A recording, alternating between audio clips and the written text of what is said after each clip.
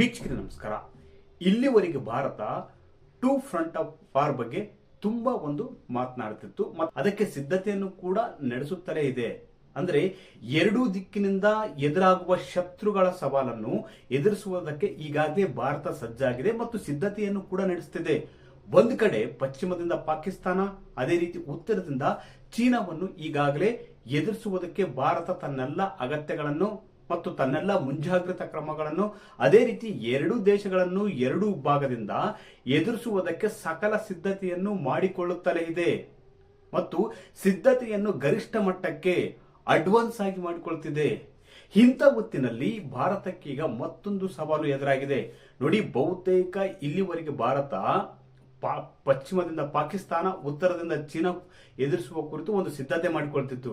ಆದ್ರೆ ಈಗ 3 front of war ಅಂದ್ರೆ 3 ಕಡೆ ಭದ್ರತಾ ಸವಾಲು ಭಾರತಕ್ಕೆ ಇನ್ನು ಮುಂದೆ ಭವಿಷ್ಯದ ದಿನಗಳಲ್ಲಿ ಎದುರಾಗುವ ಸಾಧ್ಯತೆ ದಟ್ಟವಾಗಿದೆ.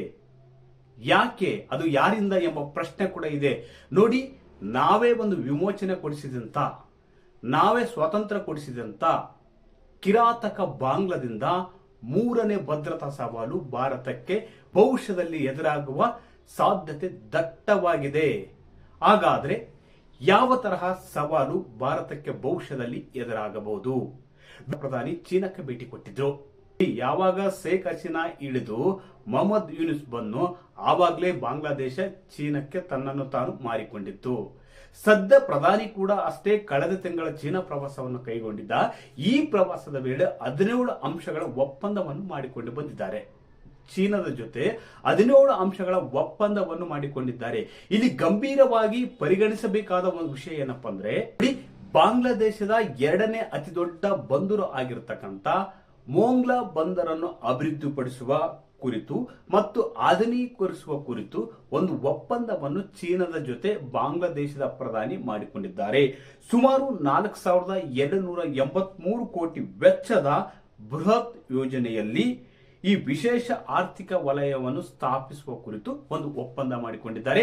ಅದೇ ರೀತಿ ತಿಸ್ತಾ ನದಿ ನಿರ್ವಹಣೆ ಮತ್ತು ಪೈರಾ ಬಂದರಿನಲ್ಲಿ ಚೀನಾದ ಹೂಡಿಕೆಗೆ ಬಾಂಗ್ಲಾದೇಶ ಓಕೆ ಅಂದಿದೆ. ವೀಕ್ಷಕರೇ, ಮೊದಲನೇದಾಗಿ ಗಂಭೀರ ಭದ್ರತಾ ಸವಾಲು ನಮ್ಗೆಲ್ಲಿ ಎದುರಾಗುತ್ತಂದ್ರೆ, ಬಾಂಗ್ಲಾದೇಶದ 2ನೇ ಅತಿ ದೊಡ್ಡ ಬಂದರು ಆಗಿರತಕ್ಕಂತ ಮೊಂಗ್ಲಾ ಬಂದರನ್ನು ಚೀನಾ ಅಭಿವೃದ್ಧಿಪಡಿಸುವುದಕ್ಕೆ, ಆಧುನೀಕರಿಸುವುದಕ್ಕೆ 4,000 ಕೋಟಿ ವೆಚ್ಚದಲ್ಲಿ ಆಧುನೀಕರಿಸುವುದಕ್ಕೆ ಬಾಂಗ್ಲಾದೇಶ ಚೀನಾದ ಜೊತೆ ಒಪ್ಪಂದ ಮಾಡಿಕೊಂಡಿದೆ. ಅಂದ್ರೆ ಬಾಂಗ್ಲಾದೇಶ ನಮ್ಮ ಪೂರ್ವ ಗಡಿ ಭಾಗದಲ್ಲಿ ಇರುವುದರಿಂದ ಬಹುತೇಕ ಭಾರತಕ್ಕೆ ಪಶ್ಚಿಮದಲ್ಲಿ ಪಾಕಿಸ್ತಾನ, ಉತ್ತರದಲ್ಲಿ ಚೀನಾ, ಅದೇ ರೀತಿ ಪೂರ್ವದಲ್ಲಿ ಬಾಂಗ್ಲಾದೇಶ ನಮಗೆ ಮಗ್ಗಲ ಮುಳ್ಳಾಗಿ ಕಾಡುವ ಸಾಧ್ಯತೆಯನ್ನು ಕೂಡ ನಾವು ತಳ್ಳಿ ಹಾಕಂತಿಲ್ಲ. ನೋಡಿ, ಈಗಾಗಲೇ ಏಷ್ಯಾ ಖಂಡದಲ್ಲಿ ಪ್ರಭಾವಿ ದೇಶವಾಗಿರ್ತಕ್ಕಂಥ ಭಾರತ ಮತ್ತು ಜಾಗತಿಕವಾಗಿ ತನ್ನ ಪ್ರಭಾವವನ್ನು ಹೆಚ್ಚಿಸಿಕೊಳ್ಳುತ್ತಿರುವ ಭಾರತಕ್ಕೆ ಮೂಗುದಾರ ಹಾಕುವ ನಿಟ್ಟಿನಲ್ಲಿ ಚೀನಾ ಇಂಥ ಕುತಂತ್ರ ನಡೆಸುತ್ತಿದೆ.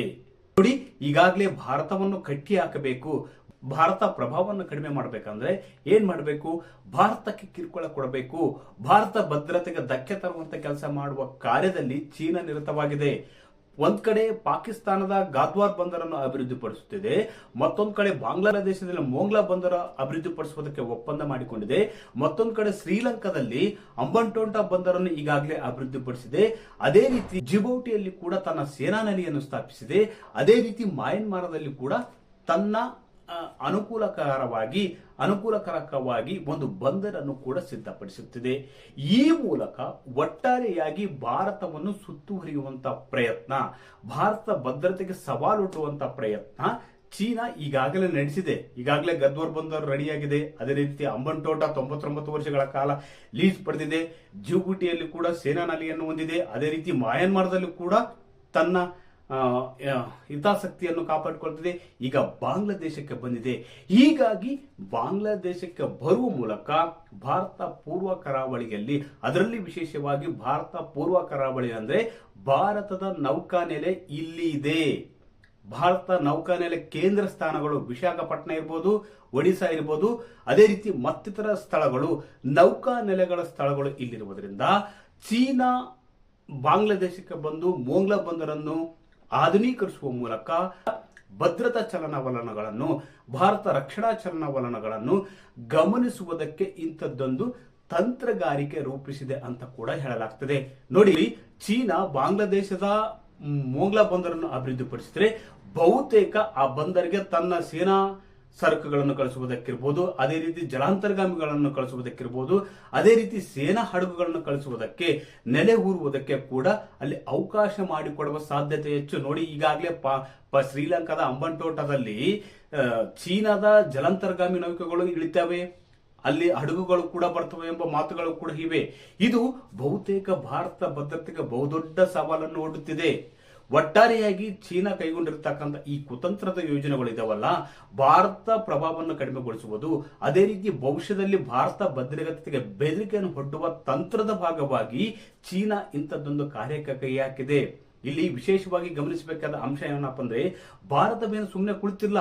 ಚೀನಾಕ್ಕೆ ಪ್ರತಿರೋಧ ಒಡ್ಡುವುದಕ್ಕೆ, ಚೀನಾಕ್ಕೆ ಪ್ರತಿಯಾಗಿ ಕೌಂಟರ್ ಕೊಡುವುದಕ್ಕೆ ಕೂಡ ರಕ್ಷಣಾತ್ಮಕ ನಿಲುವುಗಳು, ರಕ್ಷಣಾತ್ಮಕ ಕಾರ್ಯಗಳನ್ನು ಏನೇನು ತೆಗೆದುಕೊಳ್ಬೇಕು ಅದೆಲ್ಲ ಕಾರ್ಯಗಳನ್ನು ಪ್ರಧಾನಿ ನರೇಂದ್ರ ಮೋದಿ ನೇತೃತ್ವದ ಸರ್ಕಾರ ಕೈಗೊಂಡಿದೆ.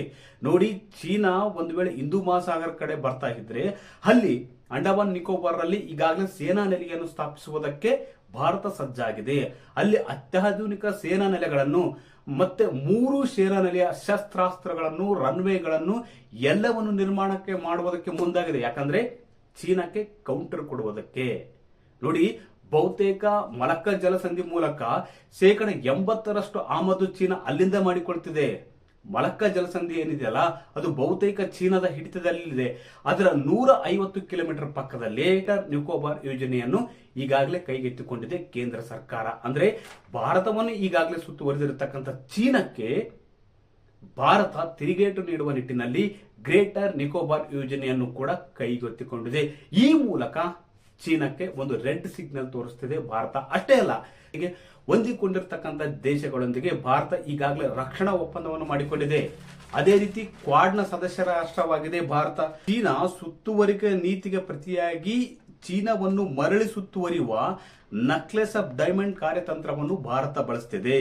ಇದಕ್ಕಾಗಿ ಚೀನಾದ ಗಡಿಗೆ ಹೊಂದಿಕೊಂಡಿರ್ತಕ್ಕಂಥ ಮತ್ತು ಹಿಂದೂ ಮಹಾಸಾಗರದ ಆಯಾಕಟ್ಟಿನ ದೇಶಗಳೊಂದಿಗೆ ಭಾರತ ಮಿಲಿಟರಿ ಒಪ್ಪಂದ ಮಾಡಿಕೊಂಡಿದೆ. ಅಷ್ಟೇ ಅಲ್ಲ, ಇರಾನ್ನ ಚಹಬಾರ್ ಬಂದರು ಇರ್ಬೋದು, ಓಮನ್ನ ಡುಕ್ಮು ಬಂದರು, ಸಿಸೆಲ್ನ ಅಸಂಪ್ಷನ್ ದ್ವೀಪದಲ್ಲಿ ಭಾರತೀಯ ನೌಕಾಪಡೆಗೆ ಪ್ರವೇಶ ಮತ್ತು ನೆಲೆ ಸಿಕ್ಕಿದೆ. ಇನ್ನು ಇಂಡೋನೇಷ್ಯಾದ ಸಬಾಂಗ್ ಬಂದರು ಮತ್ತು ಸಿಂಗಾಪುರದ ಚಾಂಗಿ ನೌಕಾನೆಲೆಯಲ್ಲಿ ಭಾರತ ಯುದ್ಧ ನೌಕೆಗಳಿಗೆ ಇಂಧನ ಮರುಪೂರಣದ ಸೌಲಭ್ಯ ಕೂಡ ಇದೆ. ಇಂಡೋ ಪೆಸಿಫಿಕ್ ವಲಯದಲ್ಲಿ ಚೀನಾದ ಆಕ್ರಮಣವನ್ನು ತಡೆಯಲು ಭಾರತ, ಅಮೆರಿಕ, ಜಪಾನ್ ಮತ್ತು ಆಸ್ಟ್ರೇಲಿಯಾ ಒಳಗೊಂಡಿರ್ತಕ್ಕಂಥ ಕ್ವಾಡ್ ಒಕ್ಕೂಟವನ್ನು ಕೂಡ ಈಗಾಗಲೇ ರಚಿಸಿಕೊಂಡಿವೆ. ಅಷ್ಟೇ ಅಲ್ಲ, ಕಾರಿಡಾರ್ ನಲ್ಲಿ ಹೆಚ್ಚುವರಿ ಸೇನಾ ತುಕಡಿಗಳು ಮತ್ತು ಸುಧಾರಿತ ವಾಯು ರಕ್ಷಣಾ ವ್ಯವಸ್ಥೆಗಳನ್ನು ನಿಯೋಜಿಸಿದೆ.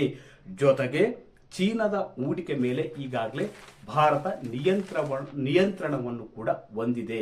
ನೋಡಿ, ಚೀನಾ ಭಾರತವನ್ನು ಕಟ್ಟಿ ಹಾಕುವುದಕ್ಕೆ, ಭಾರತ ಭದ್ರತೆಗೆ ಸವಾಲಾಗುವಕ್ಕೆ ಒಂದು ಅವಣಿಕೆ ನಡೆಸ್ತಾ ಇದೆಯಲ್ಲ, ಇಂಥ ಅವಣಿಕೆಗೆ ಭಾರತ ತನ್ನ ಪ್ರತಿತಂತ್ರದ ಮೂಲಕ ಎದುರೇಟನ್ನು ಕೂಡ ಕೊಡ್ತಿದೆ. ನೋಡಿ, ಚೀನಾದಿಂದ ಅಂದ್ರೆ ಬಾಂಗ್ಲಾದೇಶದ ಮೋಂಗ್ಲಾ ಬಂದರನ್ನು ಅಭಿವೃದ್ಧಿಪಡಿಸುವುದರಿಂದ ಭಾರತಕ್ಕೇನು ಅಪಾಯವಾಗುತ್ತೆ ಎಂಬ ಪ್ರಶ್ನೆ ಕೂಡ ಇದೆಯಲ್ಲ.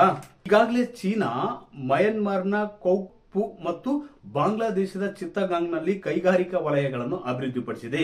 ಈಗ ಮೋಂಗ್ಲಾ ಕೂಡ ಸೇರುವುದರಿಂದ ಭಾರತದ ಪೂರ್ವ ಕರಾವಳಿಯ ಅತ್ಯಂತ ಸಮೀಪದಲ್ಲೇ ಚೀನಾ ಬಂದು ಕುಳಿತಂತಾಗುತ್ತದೆ.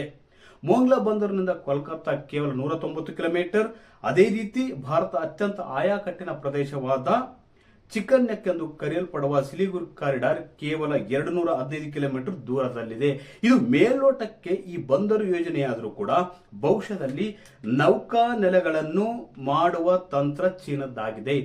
ಒಂದು ವೇಳೆ ಮೋಂಗ್ಲಾ ಬಂದರಿನಲ್ಲಿ ಚೀನಾ ತನ್ನ ಅತ್ಯುತ್ತಮ ರಾಡಾರ್ ಸ್ಥಾಪಿಸಿದ್ದೇ ಆದಲ್ಲಿ ಭಾರತ ಮಿಲಿಟರಿ ಚಲನವಲನಗಳನ್ನು ಸುಲಭವಾಗಿ ಟ್ರ್ಯಾಕ್ ಮಾಡುತ್ತದೆ. ಈ ಹಿಂದೆ ಕೂಡ ಭಾರತ ಮಿಸೈಲ್ ಪರೀಕ್ಷೆ ನಡೆಸುವಾಗ ಚೀನಾ ತನ್ನ ಗುಪ್ತಚರ ಕಳ್ಳನೌಕೆಗಳನ್ನು ಕಳಿಸಿ ಮಾಹಿತಿ ಸಂಗ್ರಹಿಸಲು ಪ್ರಯತ್ನಿಸುತ್ತಿದ್ದು ನಿಮಗೆಲ್ಲರಿಗೂ ಗೊತ್ತಿದೆ. ಒಟ್ಟಾರೆಯಾಗಿ ಏಷ್ಯಾದಲ್ಲಿ ಈಗಾಗಲೇ ಪ್ರಭಾವವನ್ನು ಹೆಚ್ಚಿಸಿಕೊಂಡಿರುವ ಮತ್ತು ಜಾಗತಿಕವಾಗಿ ತನ್ನ ಪ್ರಭಾವವನ್ನು ಹೆಚ್ಚಿಸಿಕೊಂಡು ಆರ್ಥಿಕ ಶಕ್ತಿಯಾಗಿ ಮುನ್ನಡೆಯುತ್ತಿರುವ ಭಾರತಕ್ಕೆ ಭಾರತವನ್ನು ಸುತ್ತುವರಿದು ಭಾರತ ಭದ್ರತೆಗೆ ಸವಾಲಾಗಿ ಭಾರತವನ್ನು ಕುಗ್ಗಿಸುವಂತ ಪ್ರಯತ್ನ ಚೀನಾ ಮಾಡುತ್ತಿದೆ. ಪಶ್ಚಿಮದಲ್ಲಿ ಪಾಕಿಸ್ತಾನ, ಉತ್ತರದಲ್ಲಿ ಚೀನಾ ಮತ್ತು ಪೂರ್ವದಲ್ಲಿ ಬಾಂಗ್ಲಾದೇಶ. ಅದೇ ರೀತಿ ಶ್ರೀಲಂಕಾದಲ್ಲಿ ಕೂಡ ಈಗಾಗಲೇ 99 ವರ್ಷಗಳ ಕಾಲ ಅಂಬೆಂಟೋಟ ಬಂದರನ್ನು ಲೀಸ್ ಪಡೆದಿದೆ. ಮಯನ್ಮಾರ್ನಲ್ಲಿ ಅದೇ ಕೆಲಸ ಮಾಡ್ತಿದೆ, ಬಾಂಗ್ಲಾದೇಶದಲ್ಲಿ ಅದೇ ಕೆಲಸ ಮಾಡ್ತಿದೆ, ಅದೇ ರೀತಿಯಲ್ಲಿ ಜಿಬೌಟಿಯಲ್ಲಿ ಕೂಡ ಅದೇ ಕೆಲಸ ಮಾಡ್ತಿದೆ. ಭಾರತವನ್ನು ಒಟ್ಟಾರೆಯಾಗಿ ಸುತ್ತುವರೆದಿರತಕ್ಕಂಥ ಚೀನಾಕ್ಕೆ ಎದುರೇಟು ಕೊಡುವುದಕ್ಕೆ ಭಾರತ ನಕ್ಲೆಸ್ ಆಫ್ ಡೈಮಂಡ್ ಕಾರ್ಯತಂತ್ರವನ್ನು ಕೂಡ ಅನುಸರಿಸುತ್ತದೆ. ಇದೇನಪ್ಪ ನಕ್ಲೆಸ್ ಆಫ್ ಡೈಮಂಡ್ ಕಾರ್ಯಾಚರಣೆ ಅಂದ್ರೆ, ಚೀನಾದ ಜೊತೆ ಗಡಿ ಹಂಚಿಕೊಂಡಿರ್ತಕ್ಕಂಥ ದೇಶಗಳೊಂದಿಗೆ ರಕ್ಷಣಾ ಒಪ್ಪಂದವನ್ನು ಮಾಡಿಕೊಳ್ಳುವುದು. ಈ ಮೂಲಕ ಚೀನಾಕ್ಕೆ ತಕ್ಕದಾದ ಪ್ರತ್ಯುತ್ತರ ಮತ್ತು ಕೌಂಟರ್ ಅನ್ನು ಕೊಡುವುದಕ್ಕೆ ಭಾರತ ಸಜ್ಜಾಗಿದೆ.